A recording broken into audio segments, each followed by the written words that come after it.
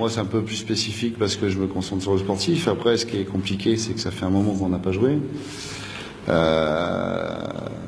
Avec les reports, c'est compliqué de mettre un programme en place. Hein. On fait une préparation, c'est annulé, on fait une préparation, on laisse une journée de repos, on double la séance. Donc le but du jeu, c'était aussi de garder les joueurs sous pression. 18 jours, c'est long, hein, la pression. Donc maintenant, seule la prestation et le résultat nous dira si c'était un bienfait ou un mauvais moment. Je considère que on n'a pas à stresser. Le rythme, peut-être on va peut-être manquer un peu de rythme, c'est possible. Hein. Ou au contraire, peut-être que ça va pas. On va prouver que ça nous a pas manqué. Donc par rapport à ça, moi je voudrais pas mêler de ce qui, ça me regarde, mais c'est pas mon rôle, d'accord. Moi, la seule chose qui m'interpelle, si je peux m'exprimer, c'est quelle est la raison de tous ces reports. En fait, c'est ça que je voudrais savoir. Quand vous reportez un match, il y a forcément une raison. Une deuxième fois, il y a encore forcément une raison. Et en tant qu'entraîneur, je n'ai jamais eu cette raison. Maintenant, si vous la connaissez, j'aimerais bien la savoir. Je pense que c'est le secret des nuits. C'est un secret, vous voyez, donc... donc, si on peut parler de cette histoire, il n'y a que ce point de vue-là qui me dérange, voilà. Aucune raison valable pour l'instant. Et ça, je dis pas que ça met notre programme en danger. Je dis que ça nous complique la situation. Et sur le plan psychologique, alors les joueurs? Non, ils sont eux, je pense que on leur a dit, on pouvait tout leur dire de jouer le lendemain, l'après. Il y avait pas de souci sur le fait de jouer. Après, il y a une chose qui est importante, c'est qu'on a un président qui s'est battu pour nous, qui s'est battu pour le club, et on doit respecter ça. Donc, peu importe ce qu'a fait le président ou ce que fera le président, on sera toujours derrière lui. D'accord ? Après, c'est à moi de m'adapter par rapport à la situation qui a été imposée. Justement, ce président voudrait voir tous ces efforts, comme on parlait d'efforts. Oui, mais c'est récompensé par une victoire qui à la limite, serait un peu la cerise sur le gâteau. Oui, et puis ça va être un bon match, puisque ça a permis à l'USMA de récupérer leurs blessés. C'est peut-être là la raison, peut-être. Si on veut faire un cadeau au président, c'est sûr. Si on veut faire un cadeau à nos supporters, c'est sûr. Après, déjà d'être cohérent dans ce qu'on voudra faire, d'accord. Plus on sera compétitif, mieux on sera. Justement, le président nous a proposé de jouer un match contre l'équipe du président de la Ligue nationale. Apparemment, vous avez dit, parce que la programmation, vous avez pensé que cette trêve-là pouvait être gérée d'une autre manière que de jouer un match. Bah oui, parce que le premier report, bon, tu t'adaptes, tu perds que 2 jours, donc c'est pas gênant. Après, tu remets encore un match, une journée. Après, tu remets 3 journées. Le problème du match, c'est que tu ne fais travailler que... Soit tu fais jouer tout le monde, mais ça fait bosser que 45 minutes. Soit tu mets ton équipe en place, donc ça fait bosser que 12 ou 13, voire 14 joueurs. Le reste ne bosse pas. On a fait des grosses séances. On a fait vraiment des grosses séances où les joueurs ont poussé. Je suis pas un fan des matchs amicaux. Finalement, le match est programmé pour ce vendredi. Alors, oui. Comment se présente-t-il pour vous? C'est ce que je disais. Nous, on est prêts. Après le report, on a laissé une journée de repos puisqu'on nous a dit qu'à une date ultérieure. Donc, je savais pas que la date ultérieure c'était aussi vite. Et encore, on s'est battu parce que je crois qu'ils voulaient qu'on joue jeudi. Non, les joueurs, comme je disais, les joueurs ont une grosse impatience de revenir sur le terrain. C'est là où on s'exprime le mieux. Donc la prépa s'est faite pratiquement au jour le jour. On s'est adapté au jour le jour. On a essayé de créer des choses. Voilà, l'ambiance elle est toujours bonne, le travail est bon. L'envie de bien faire est toujours là. Il n'a pas disparu. Donc vous avez travaillé beaucoup plus sur la psychologique, davantage qu'autre chose pour mieux gérer cette situation. Le but du jeu aussi, c'est de ne pas laisser les joueurs en dehors de ce qui se passe. C'est de les informer continuellement. C'est quand même les principaux acteurs de ce qui se passe. Donc c'est ce qu'on a fait à chaque fois qu'on avait une information. Ils étaient au courant, on leur expliquait les choses. On perd 2 jours, ok, on va doubler les séances, on va travailler de telle façon. Il faut garder le rythme, il faut garder le physique. Voilà. Donc on s'est adapté chaque jour.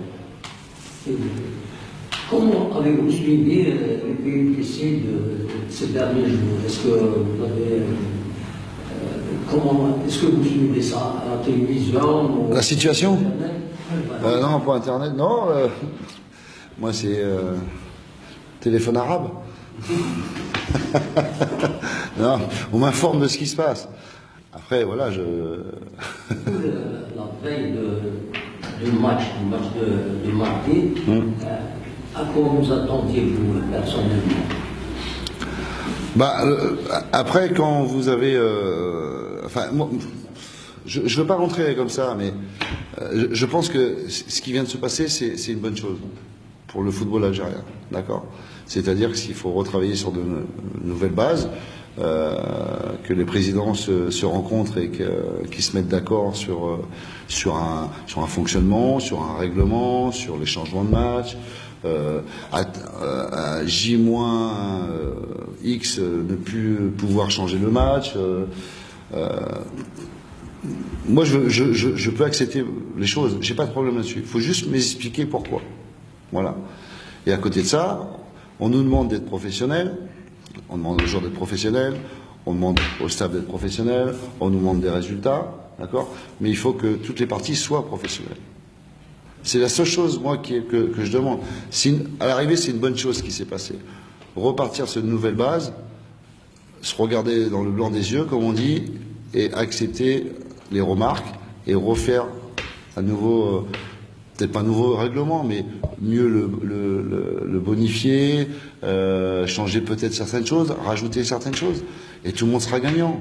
Que ce soit les joueurs, les journalistes, les supporters, le football en général, tout le monde sera gagnant là-dessus. Autrement dit que les clubs ont besoin de plus de considération et de transparence. J'ai la malchance de ne pas connaître le système algérien, d'accord? Ce que je sais en France, c'est que un président de ligue est élu par le président de club. Donc il représente. C'est la même chose, d'accord? Donc il doit prendre en considération aussi ça. Voilà. Il y a peut-être des votes, il y a peut-être... en France, quand vous avez par exemple un club qui fait la Champions League, il est apte à demander au club qui joue un report ou à jouer le match une journée en avant pour avoir une journée de plus de repos. Si les 2 clubs sont d'accord, la Ligue valide. Voilà.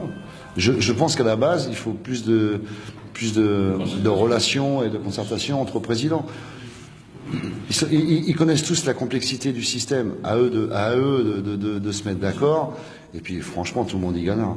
Justement, après avoir géré une période creuse, vous êtes appelé à gérer une période pleine. Oui, voilà, c'est le grand yo-yo. Il n'y a pas de solution miracle. La seule chose, c'est de rester concentré, d'avoir de l'ambition, de ne pas sous-estimer les gens qu'on rencontre, de ne pas les surestimer non plus. D'accord? Rester dans notre bulle et continuer à avancer. Voilà. On va agir comme on a toujours fait, au fur et à mesure. On fera le bilan après le match du SMA, la fatigue, les blessés, les suspensions et tout. Et on avancera comme ça. Voilà. L'absence de l'attaquant Boucher, ouais. Et de l'attaquant de 2007. Ouais. Des nouvelles. Vos ambitions. Ah bah Boucher, il sera suspendu. Ça n'a pas changé. Et pour Ben Youssef, il a eu un problème musculaire. Voilà. Donc, dernière nouvelle avec le doc, il avait une petite déchirure de quelques millimètres. Donc, il a un programme de reprise et puis on va voir l'évolution au fur et à mesure. Jusque-là, Pour ce match, justement, vous comptez le ménager? Ah non, mais là, il ne peut pas jouer, là. Là, il est blessé, là. Ah non, mais Moi, je ne fais pas jouer un joueur blessé. C'est l'ex-privé du Nigérian chez ce week-end, et puis la semaine prochaine, c'est Fiston. Oui. Il sera handicapé au niveau des contractions offensives. C'est pour ça que je suis aussi un peu déçu de la situation. C'est que on arrive quand même à jouer des matchs pendant la trêve internationale. Et c'est rageant parce que c'est un joueur qui est important, même si les autres sont importants, mais dans le système, c'est un buteur. Et se priver d'un joueur par un règlement, c'est gênant. Voilà. Pour moi, c'est gênant. Voilà. Frustrant. Plus que ça. Alors là, vous avez affaire à deux écoles. École française, école algérienne, école... Là, j'étais au Maroc, j'étais... Voilà. Aujourd'hui, enfin, vendredi, vous allez avoir affaire à la même école. Quelqu'un que vous connaissez très bien, dont les méthodes sont à peu près similaires. Un petit peu, on parle d'une confrontation... Avec Froger. Oui. Non, mais, je crois que je l'ai rencontré une fois en France. Alors si je me souviens bien, je sais plus où c'était. Je sais pas si c'était Rennes ou je sais plus. Vannes, pardon. Vannes. Mais je suis pas sûr. Mais je connais pas. Je connais deux noms, c'est tout. Non, on parle d'école. Mais l'école, vous parlez de système, d'animation, de. Parce que dans la mesure où vous êtes à peu près, vous avez grandi dans la même école, pour ainsi dire, l'école française, pour ainsi dire. Malheureusement, ouais. Dans le football français. Oui. Non, je sais pas. Après, il y a une chose qu'il faut pas oublier. Vous pouvez mettre en place certaines choses, mais il faut toujours prendre en considération l'aspect du footballeur algérien. Et ça, c'est une chose importante. D'accord ? Donc, c'est un mélange de tout. C'est un mélange d'adaptation. On impose, mais on s'adapte. On impose, mais on s'adapte. D'accord ? Le joueur algérien est atypique, comme le joueur français, comme le joueur... Peu importe. D'accord ? Il faut respecter ça. Okay ? Donc, moi, il doit faire un mélange de tout, je fais un mélange de tout. Peut-être l'occasion de voir le retour de Bourg-Chouch, non ? C'est possible aussi. C'est possible, oui. Comme j'ai dit, il est revenu sur la pointe des pieds, comme on dit. Il travaille. Il parle pas. Ça fait du bien. Et voilà, c'était la chose que j'ai dit. Voilà. J'avais dit tais-toi, travaille et on verra plus tard. Voilà. Aujourd'hui, il fait exactement. Mais ce que je vais vous dire, ce qui est terrible, c'est qu'il a toujours travaillé. À part quand il venait pas ou il était en retard, mais le reste, les 99% où il était là, il a toujours bossé, même en stage. C'est un bosseur. Mais jamais il a rechigné. Jamais. Donc déjà la base professionnelle, elle est là. Maintenant, c'est à lui aussi de se comporter en tant que professionnel, de respecter le groupe, de respecter les choix. Et à partir du moment où il va respecter, et il va le faire. On va vite le retrouver. C'est ce qui a valu le statut international. Il avait joué contre le Portugal. Vous voyez ? Oui, mais encore une fois, c'est pas un problème d'aptitude ou de qualité. On est tous d'accord là-dessus. Voilà, c'était un problème de comportement. Point final. Il a payé sa dette. On passe à autre chose. Coach, d'aucuns pensent que le titre honorifique du champion d'hiver sera lancé. La course sera lancée ce vendredi. Est-ce que ça vous intéresse d'avoir un peu ce titre ? Non, je m'en fous royalement. C'est la fin de la foire qu'on compte. Hein, ça reste toujours un titre honorifique, terminé, champion de la phase allée, champion d'hiver. Bah, j'ai connu des clubs qui étaient champions d'automne et qui ont fini 3e, 4e. Ouais. Donc c'est pas. Je vais être répétitif. Ça serait un cadeau pour les autres, pas pour nous. Je pense sincèrement. Mais on est toujours à la recherche de la performance, on est toujours à la recherche de la stabilité, d'accord, dans la performance. C'est la chose la plus difficile. La répétition de performance, c'est la chose la plus difficile. C'est ce qu'on essaie de travailler, c'est ce qu'on essaie de mettre en place. Après, c'est la conséquence. Elle est positive. Premier, deuxième, troisième. C'est pas ça le problème.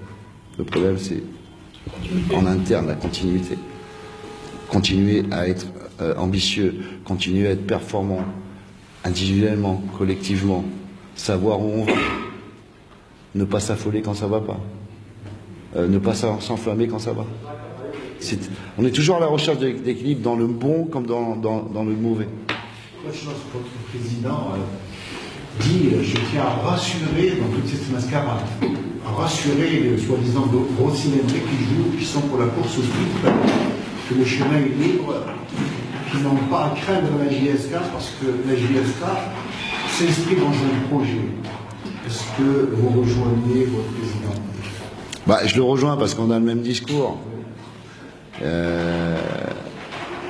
J'ai toujours dit on n'est pas à l'abri d'une performance. Donc on a le discours. Maintenant, ayons les pieds sur terre, il a raison. D'accord?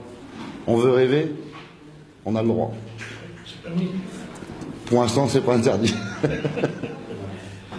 Coach, vous qui êtes un petit peu habitué aussi, quelle est votre lecture de cette trêve qui interviendrait le 23 novembre et dans la reprise?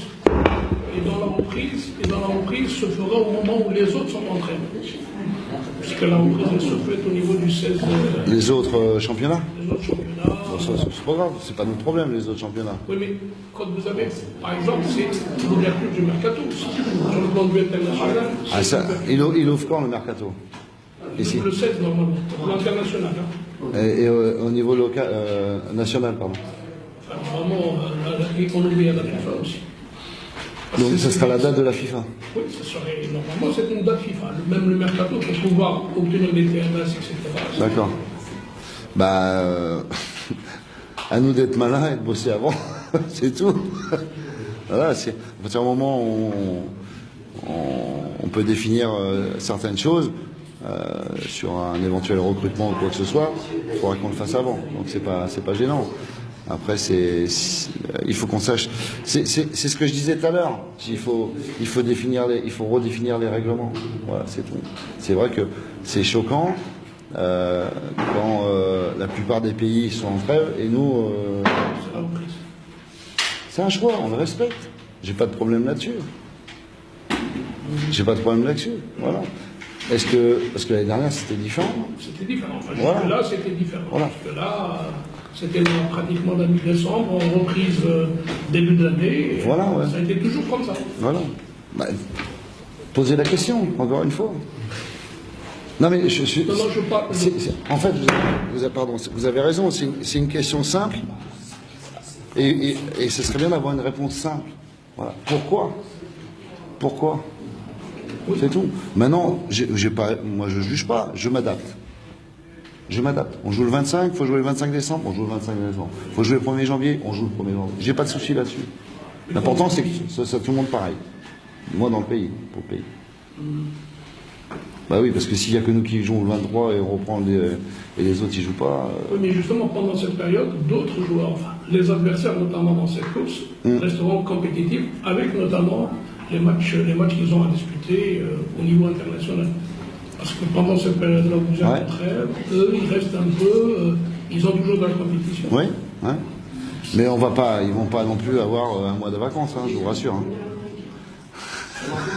Il n'y a pas le mois, justement. Non, mais je veux dire, il y a du 23 jusqu'aux reprises 18-19. Donc ça fait 3 semaines. Ça fait 23 jours à peu près. Ils n'auront pas 23 jours. Parce que je pense qu'on partira en stage. Donc vous partez en stage? Normalement, oui. Une dizaine de jours. Quel côté? C'est encore le jour? Ouais, normalement. Je sais pas trop. Faut voir avec le président. Il y a plusieurs destinations. Voilà. Sinon, votre choix serait? Je m'en fous. Non, je m'en fous. Non, mais sérieusement, je connais les destinations, mais c'est pas moi de vous le dire. Pas trop chaud, pas trop froid. Donc, Voilà. Hein? À Havane. En Équateur. Voilà. Merci. Juste cette guerre entre le président Le Pen et le président Douane qui pas le travail des polices et notamment l'arbitrage. Où beaucoup d'entraîneurs, de présidents ne cessent de critiquer l'arbitrage cette saison. Non, franchement, j'y crois pas du tout. Justement, je pense que ça va aplatir les choses. Et je vais vous donner un exemple. Les espoirs ont joué hier, d'accord? J'ai posé la question à l'entraîneur. Il m'a dit non, arbitrage impeccable, accueil très bien. Ils ont été très bien accueillis, l'arbitrage a été bon, voilà, correct, plus que correct. Donc ça prouve que quand les gens sont intelligents, on peut parfaitement travailler ensemble. Donc je crains pas. Après, peut-être que je vous dirai le contraire à la fin du match. Pour l'instant, franchement, c'est pas une chose que j'ai dans la tête. Et heureusement que je l'ai pas dans la tête, parce que ça pourrait m'envahir, ça pourrait me donner une mauvaise idée, ça pourrait me rendre agressif. Et j'ai pas cet état d'esprit. Vous déposez la question, c'est parce que plusieurs entraîneurs, plusieurs présidents aussi n'ont pas cessé de critiquer l'arbitrage. Pour chacun dénonce à chaque fois. Mais ça, c'est leur problème. Moi, vous ne verrez jamais critiquer un arbitre. Jamais. Tout le monde a le droit de se tromper. Après, la conséquence, il faut l'accepter. De toute façon, c'est comme ça. Donc ça sert à rien de critiquer. De toute façon, si on peut parler de mal, on dit le mal est fait. Donc on revient pas en arrière, on change pas le résultat, on change pas les conséquences. Voilà, faut juste dire voilà, c'est comme ça, point final. Peut-être qu'on a fait aussi des choses qu'il fallait pas et l'arbitre a plongé, a cru que. Donc à nous d'être un peu plus malins pour le reste. Mais je suis pas là pour critiquer les arbitres. Donc vous êtes un petit peu dans la même philosophie qu'un ancien entraîneur de la JSK, Faubourg qui est mort, un ancien joueur aussi professionnel, qui disait à ses joueurs la meilleure réponse à donner l'arbitre, c'est de marquer des buts. Oui, et puis on peut, je veux dire, il y a des situations, il peut y avoir un contact dans la surface où il n'y a pas fait penalty, mais l'arbitre a pensé ou a cru que et c'est penalty. Pourquoi tu as fait contact? Pourquoi? Peut-être parce que tu avais 1 mètre de retard au départ ou tu n'as pas fait le décalage qu'il fallait. On peut compenser ça par un travail supplémentaire d'intelligence, de déplacement. Enfin voilà, je veux dire. Mais je vous rassure, hein, je l'ai fait parfait. Hein. Mais ce que j'en ai tiré, c'est qu'il y a plus de mauvaises conséquences à critiquer un arbitre que de bonnes conséquences. Merci. Coach, pour permettre à nos confrères qui sont en retard, moi aussi, donc un mot sur le match de Jusma qui se joue vendredi. Donc il y a le président qui est là, il y a une amende, vous êtes en retard. Un mot, j'espère que ce sera un bon match, un beau match, voilà, avec deux équipes qui proposent un jeu différent, je pense. Enlever tout ce qui s'est passé depuis, enfin du moins au niveau du sportif, au niveau des joueurs, enlever ça et puis bien représenter le club, bien représenter la JSK et puis comme je disais, on n'est pas à l'abri d'une performance. Donc on a une chose, c'est que nous on rêve tous les jours, voilà. Mais on est lucide. Je connais la valeur réelle du SMA. Et c'est très bon. Voilà, donc, mais les joueurs sont au courant, là, voilà, on va jouer avec nos qualités, nos défauts, et puis revenir avec quelque chose. Voilà. Merci. Azul, merci.